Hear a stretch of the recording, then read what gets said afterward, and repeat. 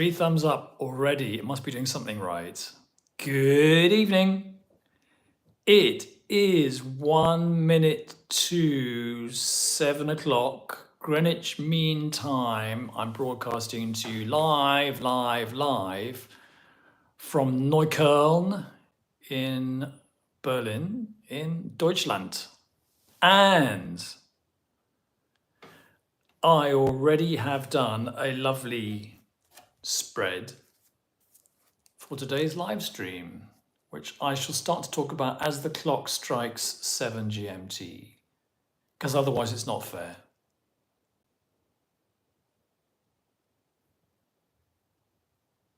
Getting there. Clock is striking. That's me. That's you guys. And that's the live stream. Good evening, Redwing. Good evening, Robin.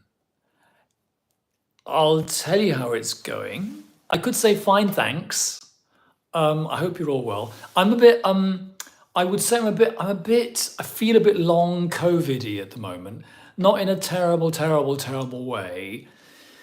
But I had a sort of a coldy flu, which apparently wasn't COVID, and it was about 4 or 5 or 6 weeks ago, and I'm still just don't have all that much energy. Hello, Michelle. Hello, Talented Tadpole.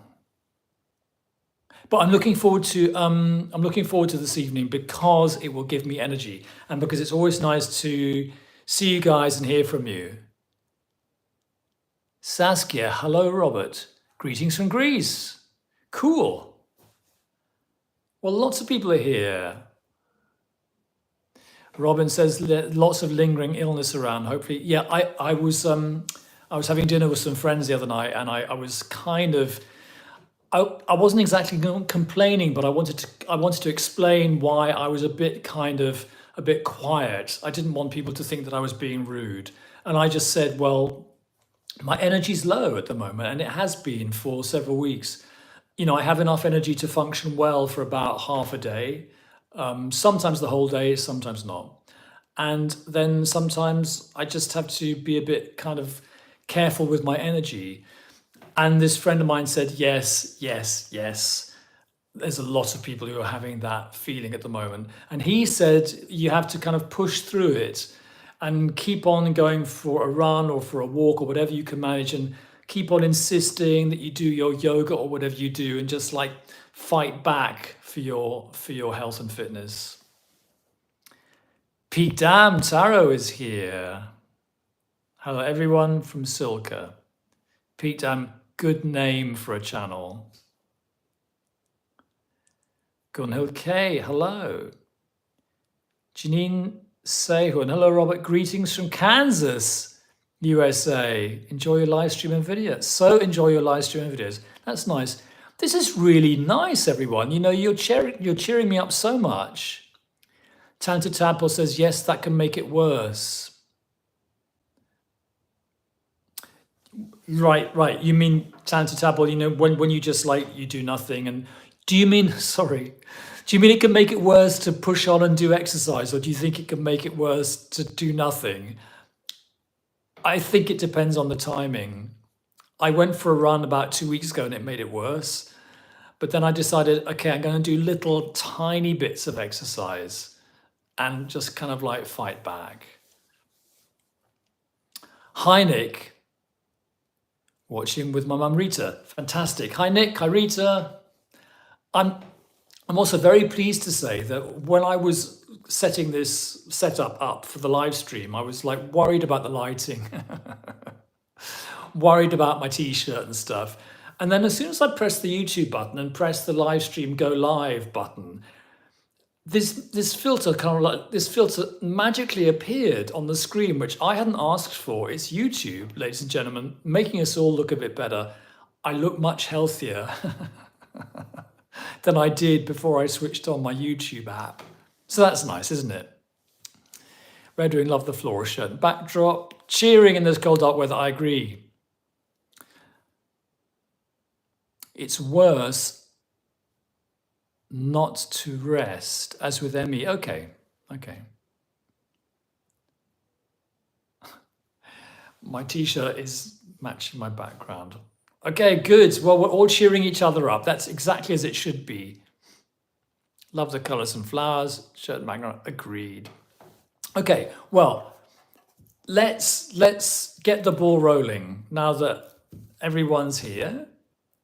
David Burnett. Oh, great. Hi, Robert. Looking good. Hi, David. Nice that you can join us.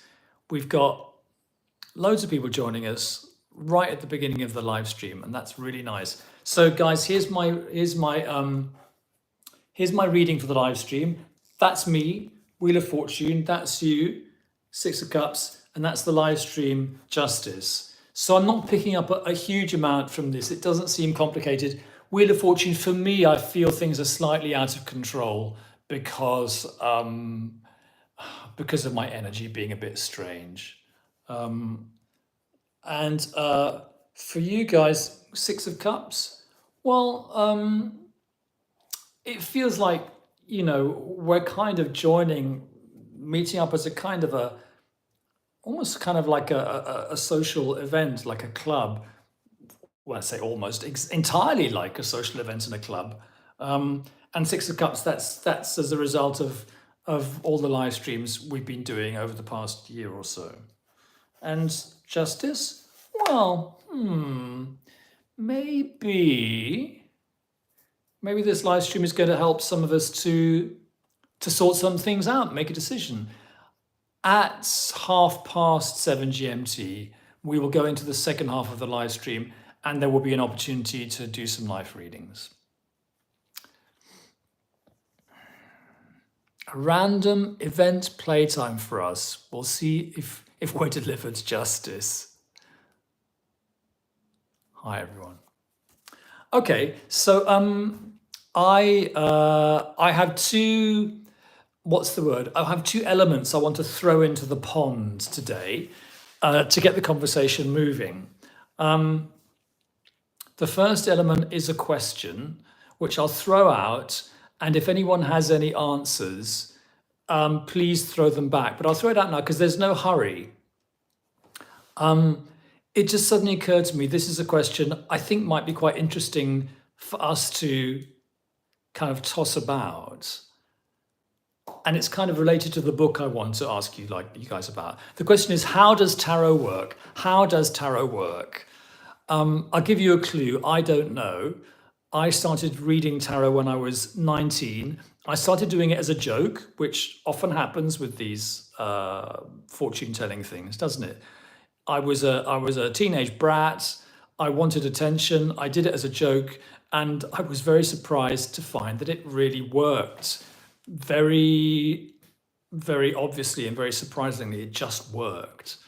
And I just carried on doing it all my life, and I didn't really need to ask myself why it worked or how it worked. It just works. I have been working on a book which isn't out yet, and in that book, I work with a co-writer, Michael, and he kind of speculates as to how it works. And you can go into metaphysical speculations about how it works. I mean, do we have another part of ourselves that lives in another dimension? And in this other dimension, do random events have meaning? When we put down tarot cards, does it really matter what their esoteric background is? Does it matter what the Golden Dawn thinks of the Six of Cups? Do you have to really do your homework about these cards, or can you be a bit casual and still read them very well? When I was a teenager, I was quite casual about my homework. I only had one book, Alfred Douglas, The Tarot. It wasn't the best book in the world, but it was a starter's book. Still, I was able to, I suppose, pick up things by going into this tarot reading process. So it's a really, really, really, really, really interesting question of how it works, because I think that's going to affect how you form your own particular style with tarot.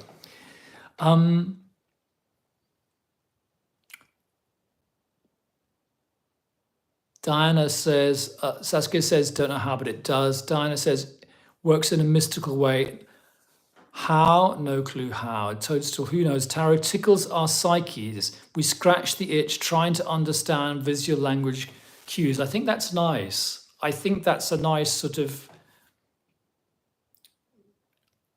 I think your answer sort of hits on the slightly surrealistic, dreamlike aspect of tarot. I think it's kind of it's almost like you create a waking dream experience. And in dreams, you sometimes pick things up, don't you? I agree, it just works. It's intuitive after you learn the basic meanings. I think that's right. And I think that you can learn a different set of basic meanings.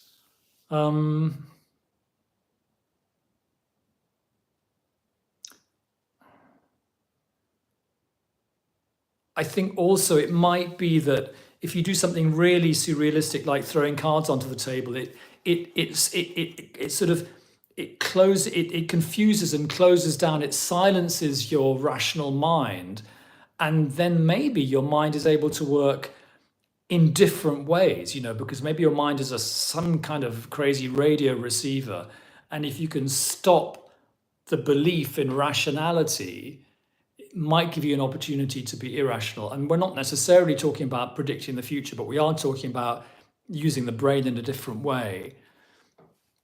David Burnett says, could it be that tarot bypasses our rational mind? There you go, David, exactly what I just said. And the images and learned associations allow us to access our more intuitive, non-verbal side. I think that's right. I think it kind of helps us to turn it off. Robin, it seems like everything in the world is connected in a way. I think that's right. I don't really understand, and tarot just taps into that collective energy. I think it is about connections. I think there are more connections than we know. That's right. Lee says, orders the chaos. I think that's very interesting. I think it does something with chaos, doesn't it? Because here's 78 cards. You shuffle them, and you mix them, and you put chaos into the pack, and then down comes your reading, and you kind of invoke chaos, don't you? You invoke disorderliness. You throw it down onto the table, and out of that chaos comes meaning. I think that's really interesting. Karen, evening, Robert. A bit late, but glad I could join. Love the roses everywhere. Thank you. They are roses. Roses here, some just flowers there. Let's leave that question up and running for the rest of the live stream. If anyone wants to carry on with the discussion, I think it's really interesting. I think, because people who are skeptical get a bit angry about this and say, well, why can't you predict the future? But people who do tarot, those of us who do tarot, it's clear that it's not really about the future. It's very much about the present. It might even be about understanding the past, and occasionally you might find yourself talking about the future. You're not really predicting it. Why not ask the deck itself? Pete Dam, fantastic. What a challenge. Okay, Pete Dam, I'm going to ask you to give me a number. Okay, tarot, how do you work?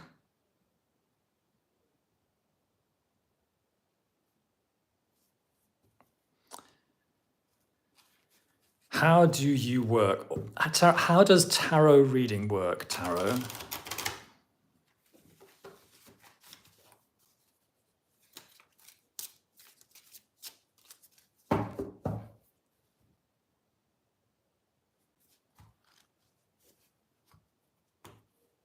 How many cards am I going to put down? Just a second, I have to decide how many cards to put down, 2 or 3.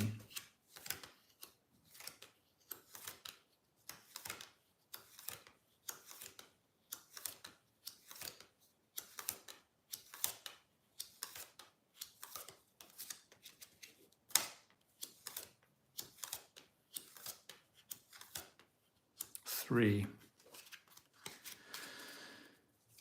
Okay, Pete Dam says 23. Okay, so I've got a pack. I've just shuffled and cut. I'm going to count 23. 1, 2, 3, 4, 5, 6, 7, 8, 9, 10, 11, 12, 13, 14, 15, 16, 17, 18, 19, 20, 21, 22, 23. This is our reading. Ha! Well, this is going to give us something to think about, isn't it, ladies and gentlemen? We have 3 major arcanas. And I've gone on to the Aquarian here. So that's how tarot works, apparently. Empress, reversed star, Hierophant. Okay, well that Hierophant is giving us the keys, isn't it? The Empress is surely a great goddess, and that seems to be a sort of like, it's not quite High Priestess, is it? But it's a feminine power card. And then we have reversed star. In the Aquarium, we don't see the woman. Maybe the Aquarian in this case doesn't want us to see that image, but star is really like hope, inspiration. Star is an opening of the mind, I think, for me. Okay, it's reversed. I think this reading belongs to all of us. I don't really think it's my absolute obligation to offer a definitive reading for it. Let me just see.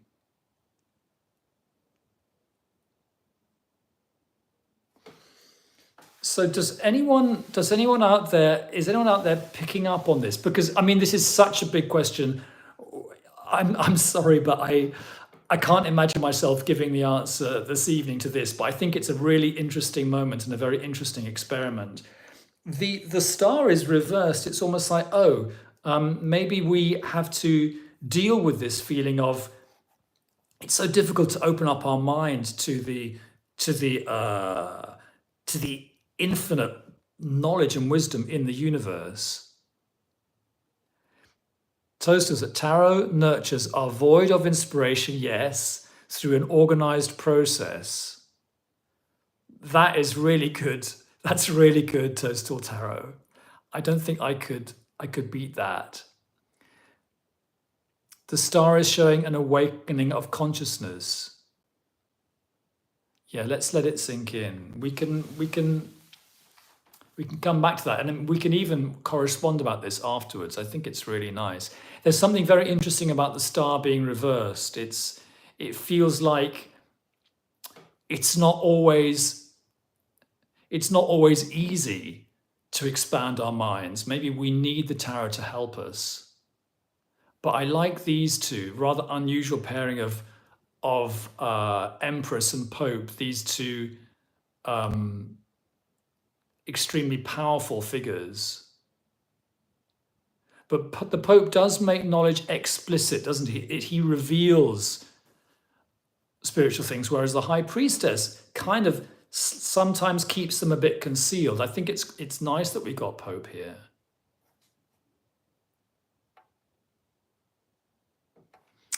The Empress's generosity. Okay, so a generous revealing of secrets. And maybe this reversed star is about, okay, we just have to acknowledge that we need help and just kind of and then use this as a tool for help. Pete Down Tarot. The tarot shows itself as the connection between the worlds by following established rules. That's really interesting, because tarot is a system, isn't it? It is rules, and to some extent we do buy into the idea that it's a system, that it's a tradition, that it is esoteric. I mean, there's like so many question marks around the system of tarot. To what extent is it a fixed system? To what extent does it have astrological correspondences and so forth? But we do buy into this idea that it is a traditional system. Pope. Michelle, I agree. But I'm very pleased we got Empress here. This, if I may say so, if none of you women are watching mind, I do see Empress as connected to pregnancy. And there is this feeling of, there could be a feeling of giving birth to meaning, or being pregnant with meaning. Toadstool Tarot, I see the star as guidance to find my way. Reverse star would be me unable to find my way. I think that's what I'm getting. When you're in the dark, but you know that there is a star, and so you sort of you say, like, where's my star? Good stuff. I want to put that down for a second, and I'll leave it for us to come back to. There's something else. The other element I wanted to throw into the live stream this evening is a book. And it's this book, 36 Secrets by Susan T. Chang. Now, I had heard this recommended, and I wanted another book to review. And I'm having difficulty with it. I think Susan T. Chang is obviously extremely expert, and probably knows more about the subject than me. So that I need to say that first. I'd like to know if any of you guys out there have read this and enjoyed it, and can help me to enjoy it. I'm finding it heavy going, not because there's anything wrong with it, but because I sometimes kind of don't like books which, in a sense, give you too much information and too many connections, and I feel kind of flooded. And it's not quite how I read tarot. My tarot practice has a sort of basic sort of simplicity to it. I'm quite intuitive, I think, and I don't need so much esoteric knowledge to enable me to read. And I don't think anyone does, personally. Total Tarot, no, 36 Secrets is not referring to Lenormand. It's referring to the pip cards, 2 to 10 in the 4 suits. And the premise of this book is that those 36 cards of the minor arcana, 2 to 10, in other words, minor arcana, not the aces, not the court cards, these were systematized by the Golden Dawn because they decided, I think they just decided, I'm not really sure whether there was any traditional reason for this, but they decided they would connect the 36 pip cards up with the 36 deacons of the astrological circle. So each of these deacons has an astrological character, and 2 of Cups, like each sign has 3 deacons. There's Cancer 1, Cancer 2, Cancer 3. There's Leo 1, Leo 2, Leo 3. And so each of these cards really is, in the Golden Dawn system, connected to 10 degrees of the astrological wheel. So here we have Gemini 1 is the 8 of Swords. Gemini 2 is the 9 of Swords. Gemini 3 is the 10 of Swords. And it's really complicated. And it reminds me of 78 Degrees of Wisdom, which, as you may know, is one of my bête noires. I don't like it. I find it's very flooding, and I find it's very much sort of overdone. This book is, it's not the longest book in the world, but it's 260 pages just talking about the meanings of the cards in half the deck. In other words, it's a hell of a lot of talk about what these cards mean. And the problem is, you read a book like this and you end up, I think you end up feeling more confused than where you started. So if there's no one out there who's read this book, then I won't carry on talking about it. David says, eek, I would run for the hills. I do like her newer book, Living Tarot, which is all about making real life connections to the cards. All exercises meant to make you reflect and examine the cards. Toadstool Tarot. Scholars like to make things difficult. I get lost in the weeds and prefer the simplicity of looking at the major arcana. 22. That's interesting. I like having 78 cards in the deck. I like using court cards and pip cards and all that stuff. But I also like boiling things down and selecting a relatively small cluster of meanings for each card, you know. L. Phillips, I've stepped back from the RWS recently.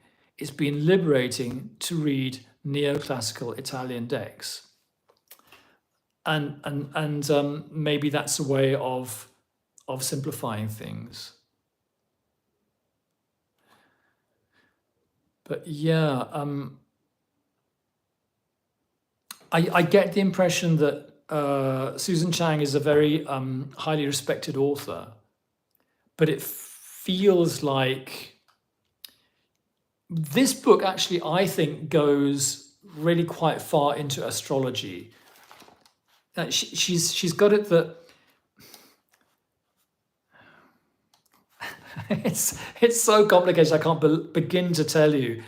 But she says that each of the pip cards naturally relates to a combination of two major arcanas. So the Four of Swords, which is the third decan of Libra, relates to the Wheel of Fortune and Justice. So you have Wheel of Fortune, Justice, Four of Swords. It's like the Wheel of Justice, the Wheel of Fortune and Justice are the sort of mother and father that create the Four of Swords. And then she talks about this for a whole chapter. And sometimes it works and sometimes it doesn't. And I think this book would have been interesting if it had been about a tenth of the length, if it had been a very slim little book just pointing out this interesting thing about the deacons and the pips. I think I've read a quarter of the book and it's like, it's mind-numbing. So it might end up in one of my videos about books I don't recommend. Oh, okay. Oh, Toastal, that's interesting. A 16-card deck. Moontide. I've bought it to use it on a deacon walk, but I haven't worked very far through yet. I plan on only reading each deacon as moves. Okay. So basically, you would read this book over the course of a year, and every 10 days you would read a chapter. And I think that's really interesting. My real objection to this book is that it assumes that the pip cards in the Rider-Waite-Smith are absolutely related to the 36 deacons. And she probably knows more about it than me, but I beg to differ, because I think that Pamela was told about the deacons, you know, by the Golden Dawners that she worked with, but also she's using non-deacon meanings, like she's using the Etela meanings, which are not to do with the deacons, as far as I know. Correct me if I'm wrong. And this author, Susan Chang, is clearly, she knows so much about it. She writes about these 36 deacons, but I notice she occasionally slips in some influences from Etela, because she knows those meanings as well. But it makes things even more complicated, and it kind of undermines her premise, I think. So that's my problem with that book. David says she did a podcast with another woman, each episode on a different card. I found it a bit dense and hard going. The book sounds like a similar vibe. Yeah, some of these things, you get too much information. Saskia, I like Susan Chang, but I keep away from all the astrological stuff as I find it confusing. I think I will try her book, Living Tarot. Saskia, I agree. I think that tarot is in some ways connected to astrology, but it's not astrology. And actually, I have studied astrology and I quite like it, but it's not my thing. It's not my love, It's not my talent. And so if a book about tarot just goes on and on and on about astrology, sorry, but it loses me. Toast Tarot says, I read the courts as an evolution in hierarchy across the 4 elements. Yes. I think the courts are very, very useful cards. A pylon, says L. Phillips. Final comment to how tarot works.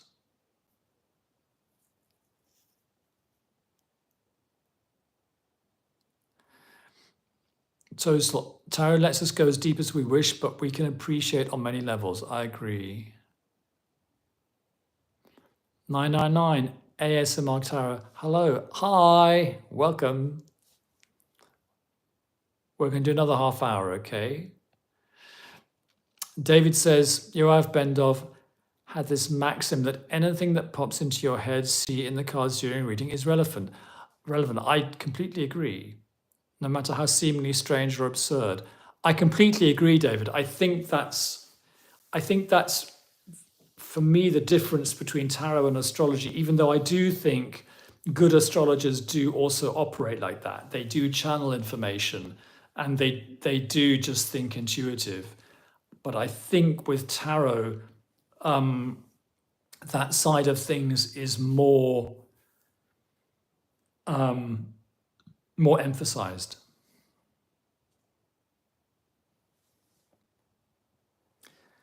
YouTube is randomly inserting commercials right in the middle of your thoughts. Oh, I thought they only did that later, when this was a recorded video.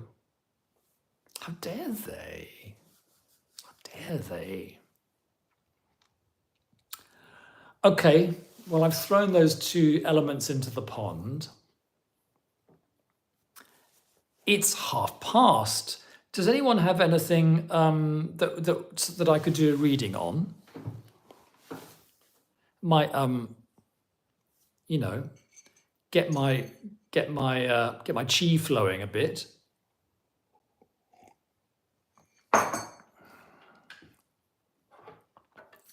I've got the Morgan Greer here. 999 says, I don't care much for astrology at this time in my life. Robin, please may I have a reading? Yes, Robin, you may. That's what we're here for. Do you have a question? And Kate would love a reading. Okay, so I better do a little what's the word? A little list here. So Robin, French, Kate Atkinson. It's a Q, isn't it, I suppose?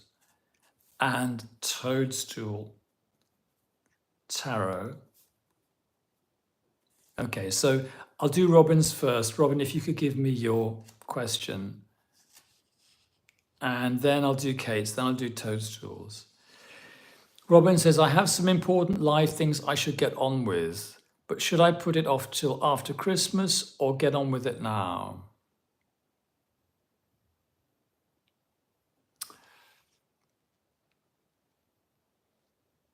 Okay.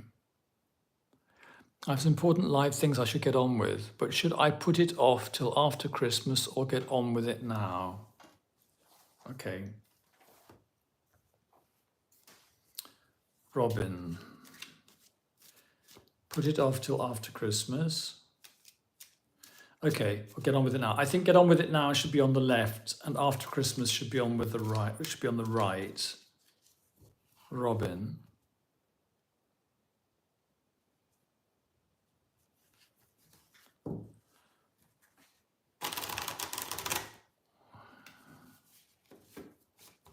Okay, get on with it now. I'll put it off till after Christmas.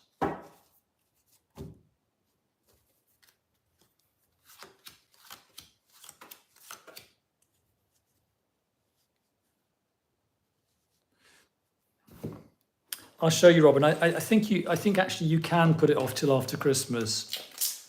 I'll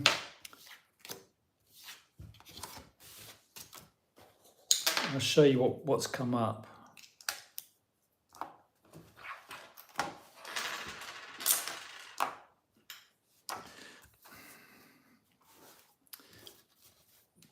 That's put it off till after Christmas. Here we have Magician and High Priestess, and that's get on with it now.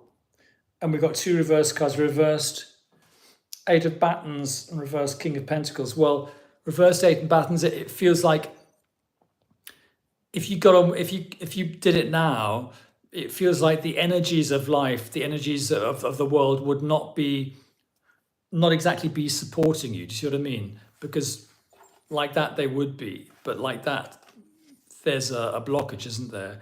And it feels like somebody is not giving you some important person in this whole mix is not giving you his or her attention or time or support if you get on with it now. Whereas if you get on with it after Christmas, then you've got a Magician, you've got a 1 and a 2, haven't you? You've got a perfect start in a sense to what you could say to the new year. So I think that's what I would say. I would say wait, actually. That was a simple question, wasn't it? We could do another one. What did Kate? Did you give me? Oh.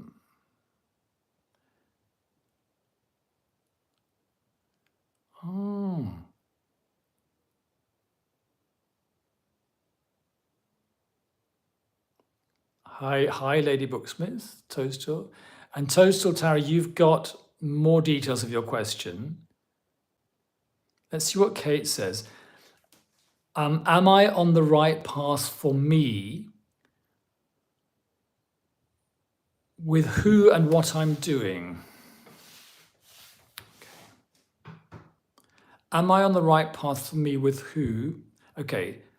So, Kate, see if I've understood this correctly. Am I on the right path for me with what I'm doing and with the person I'm doing it with, or with the person I'm with? Is that correct?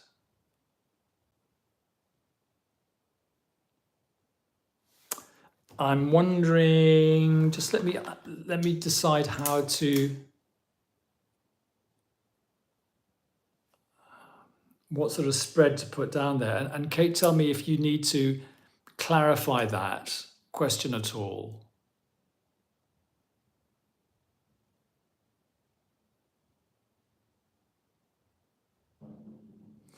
I think we'll do 7 cards, Kate. Michelle, I'd like to ask something too, if not too long. Michelle, I'll put you down. Yes, I've relocated with a new partner, trying to build an artist career. Well, when you say, am I on the right path, Kate, I think the best I can do is to give you a 7-card reading on that matter. And then it's not a yes, no, but then we'll see if it looks like you're on the right path. So let's do a 7-card reading for Kate with relocation and new partner.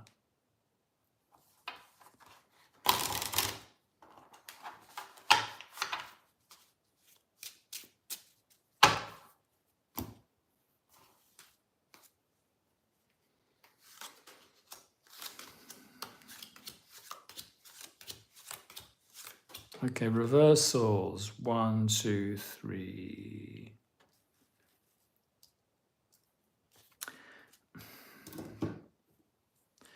Environment obstacles.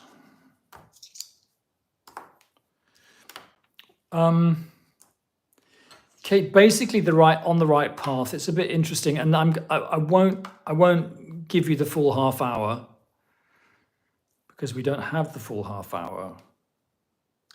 Environment, obstacles, advice.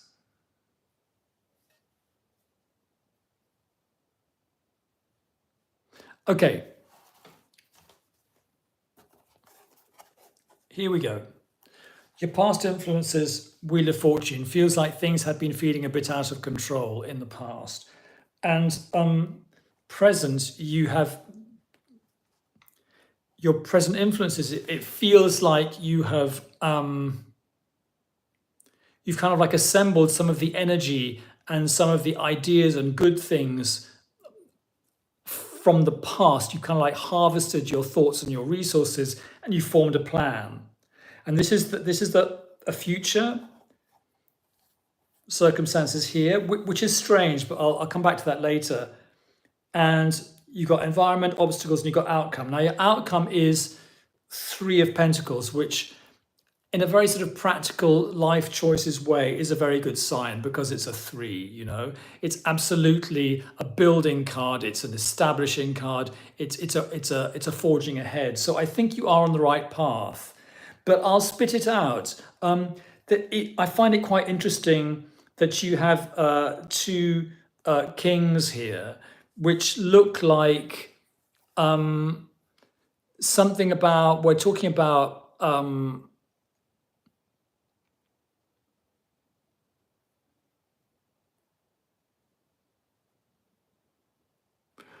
let me just look at what you've said. Just a second. You've given me some information. I'd love reading on the fact that at 72, I've entered a new relationship.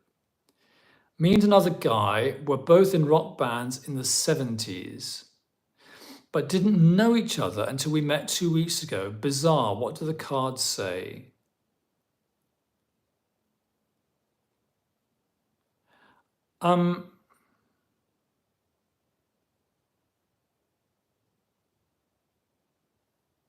So, I mean, there are these 2 kings, and it feels like you are on the right path, but there is some sort of interesting personality issues coming up because we've got a reversed king in the future, like somebody is a bit out of sorts or isn't comfortable. And we've got an obstacle here, a king of wands. So we've got a reversed king in the future, and we've got another king as an obstacle. It feels like you're going to have some interesting conversations and adjustments with the new relationship. But you know, as I say, I think the basic reading is quite positive. I think it's all worth working on, and I think it's all worth being optimistic about.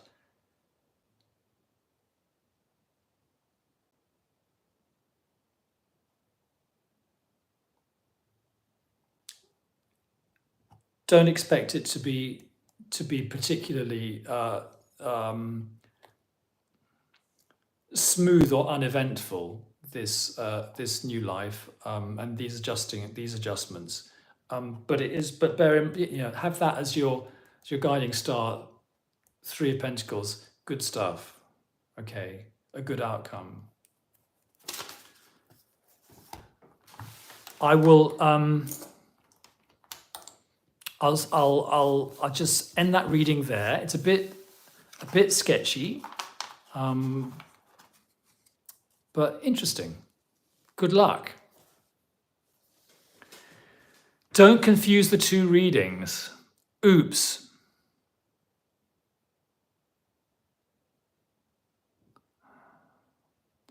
Have I just done 2 readings at once?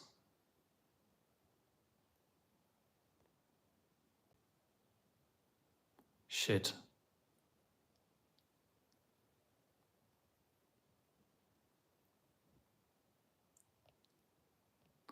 Um,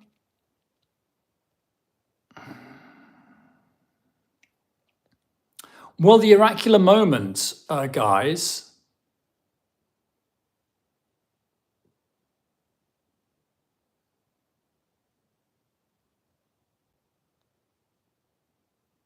all we can assume is that those readings are connected in meaning.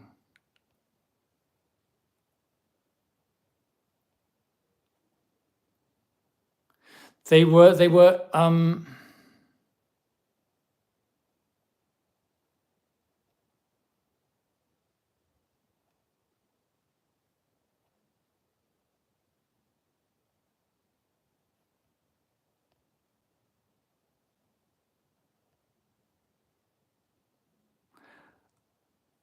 was some overlap.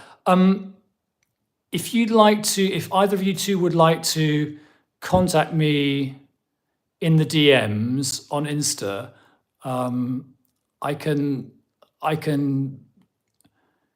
give you one-to-one readings. I don't want to cause unnecessary confusion, but as they say, there is a sense in which mistakes during a reading can be taken as oracular.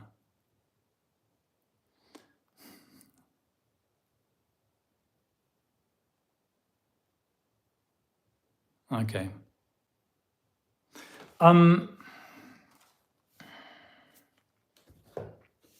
Michelle,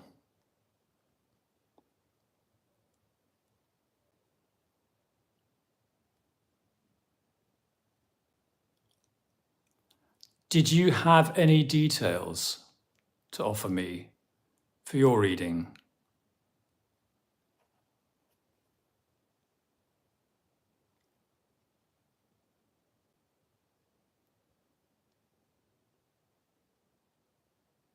So Tara, I appreciate that there has been a mistake, but I think we have to roll with it and just let it be confusing or maybe revealing in its own way. I have actually made a video about mistakes and how they have a part in the practice.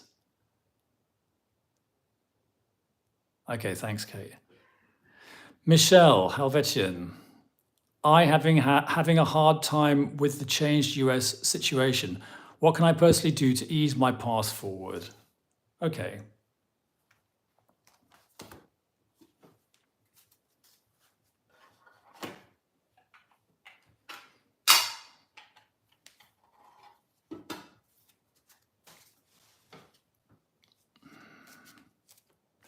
Personally to ease my path forward.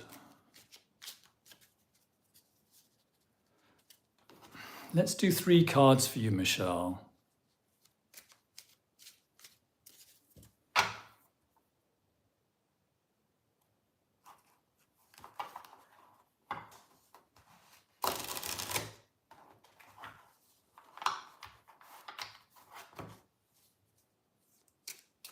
Okay, this is for Michelle and the changed political US situation.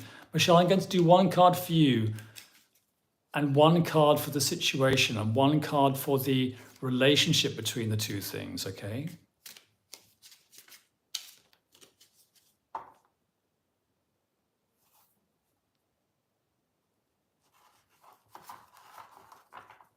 Michelle.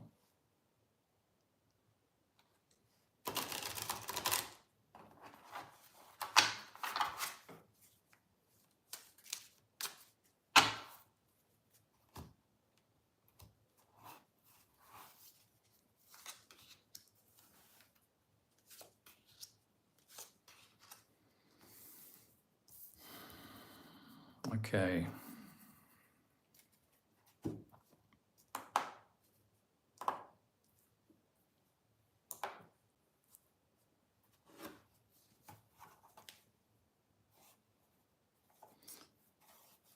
So Michelle, that's your card, 6 of Pentacles. that's the changed political situation. It's the Pope, and that is a sense the relationship between the two, and we could take that also as an advice card. And what I'm getting is, okay, you're a very generous person, and now you are coming up against this extremely sort of big archetypal mighty force, the force of politics, which is in a sense so much bigger than any of us. And I would say reversed Four of Pentacles, it feels like don't hold on to it, It feels like if you can, you need to try to let it go. That would be the Four upright. And that's what we've got. But it seems like, you've got a new Pope in America, haven't you? You've got someone who holds the keys. And, the rest of us are just operating on a personal level and doing our best. So yeah, I would say if you can just let go of that unease. Okay? If possible.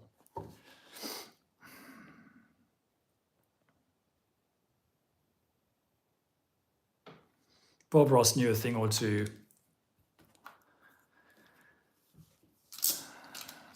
Better free your mind instead. I think so.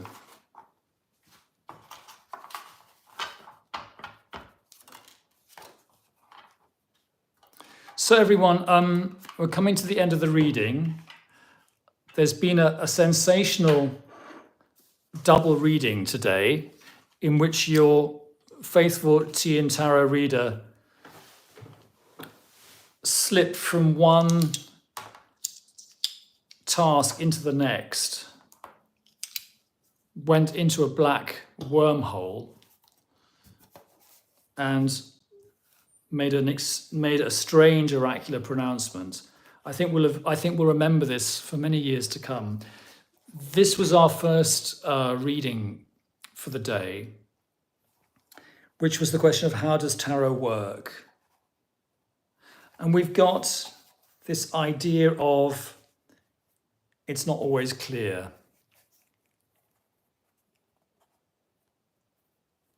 But we've got the revealing of secrets, and we've got this very supportive, very nurturing Empress card on that side. And that's how we decided that tarot is going to work for us.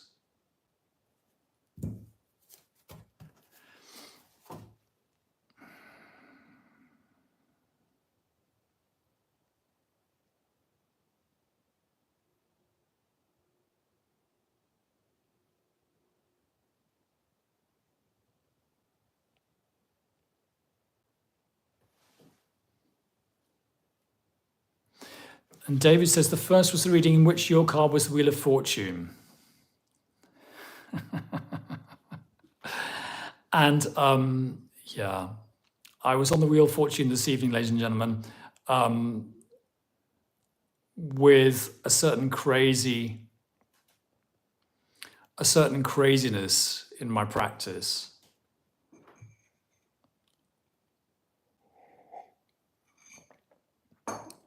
And the outcome card was justice.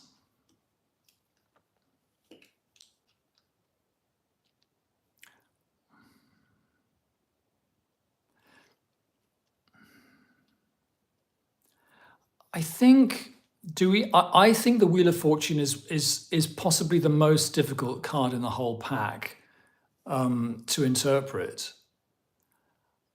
Because if it just means sometimes we have good luck and sometimes we have bad luck, how does that help when you see it on the table? So I tend to interpret it as meaning the feeling of things being out of control, the feeling of loss of control, and maybe the anxiety that comes with that. But at the same time, I interpret it as, okay, it is a feeling, it is a perception that we have a loss of control. And so if you're I suppose if you're warned that you're going to have this feeling of loss of control, you can see it in context. You can see the bigger picture.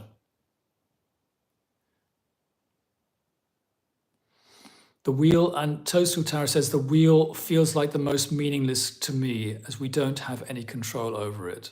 Yeah. But we do, in a sense, we do have the option to let go of control, which is my experience of this evening's live stream, really. Just allowing it to be what it was. Moonchild, the star usually means hope.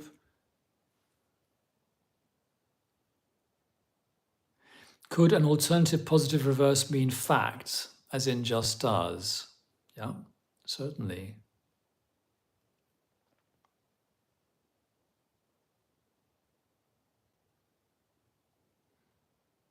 L flips, I interchange emperor and pope.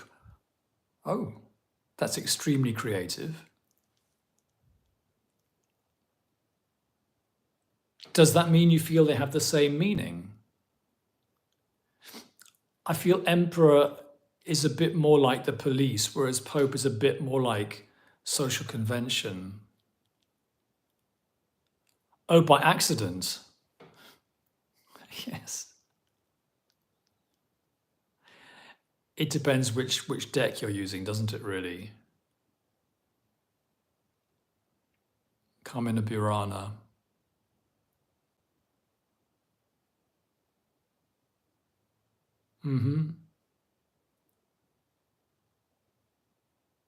I think the Pope and the Emperor were kind of like a team, weren't they? They ruled together in the Middle Ages.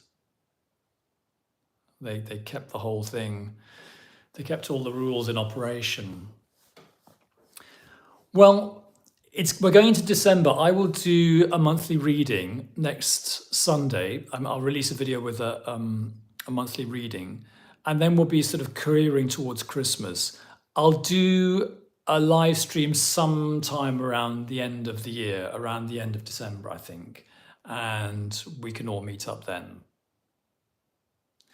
So I'm going to have a well-deserved rest. Thank you very much for turning up. I hope it's been fun. It's been interesting for me.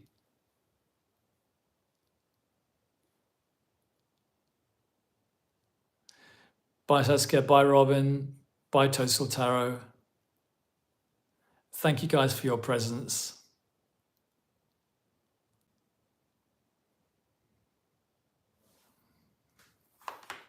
Always touched by your presence.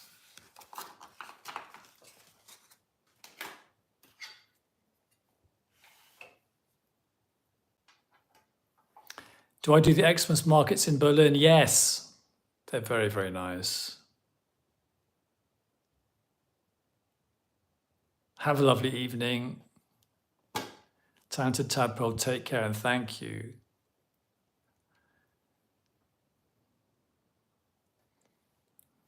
Bye, Lee Stania. Thanks. Nick, thank you. Thank you very much.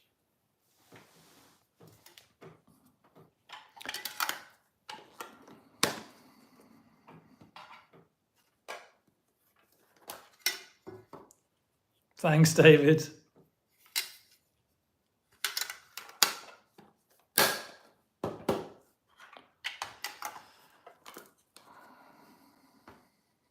Okay.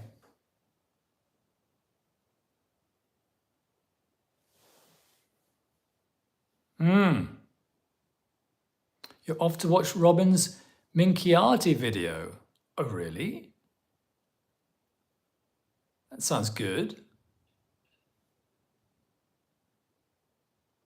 Maybe I'll check it out. Okay, everyone. Bye.